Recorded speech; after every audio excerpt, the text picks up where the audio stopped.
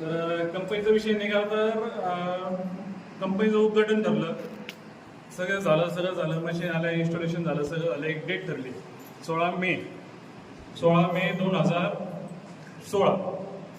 तर डेट ठरली, सगळी तयारी झाली.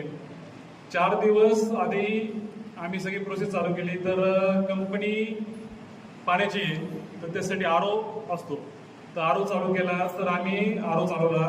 तर आधी पाणी खूप होतं, तर आरो चालवला. तर आरो चालवला म्हणजे पाणी नाही.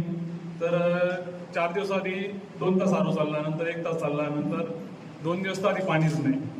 आता उद्घाटन ठरलं, महाराज आले त्या दिवशी तर पाणीच नाही. महाराज म्हणले गाडी धुवायला लावा. त्यांचे जे चालक होते त्यांना म्हणले गाडी धुवून घ्या वगैरे, असं झालं. तर आम्ही एकदम नाराज बसलो. महाराजांना म्हणलो, महाराज हे शक्य नाही आहे, बोरला पाणीच नाही. तुम्ही सगळे एवढे नाराज त्याच्यामुळे का? महाराज म्हणले हो म्हणतात, त्याच्यामुळेच आम्ही नाराज झाला. कसं करायचं? महाराज म्हणले काय टेन्शन घेऊ नका. त्यांनी तिथं बोरमध्ये शेजारची माती उचलली, म्हणजे अक्षरशः माती उचलली आणि बोरमध्ये टाकली. ती काय मंत्र म्हणले असतील ते याच्यामध्ये मनातल्या मनात माती त्या बोरमध्ये टाकली. तर बोरमध्ये टाकल्यानंतर आश्चर्य असं का दुसऱ्या दिवशी तो बोर आहे ना 4 घंटे चालला. म्हणजे 2016चा मे महिना हा दुष्काळ आहे, टोटल दुष्काळ होता. तर 4थ्या दिवशी तो कमीत कमी बाहेर सांगतोय की माझा पूर्ण बोर होता. मे महिन्यातली 16 तारीख होती.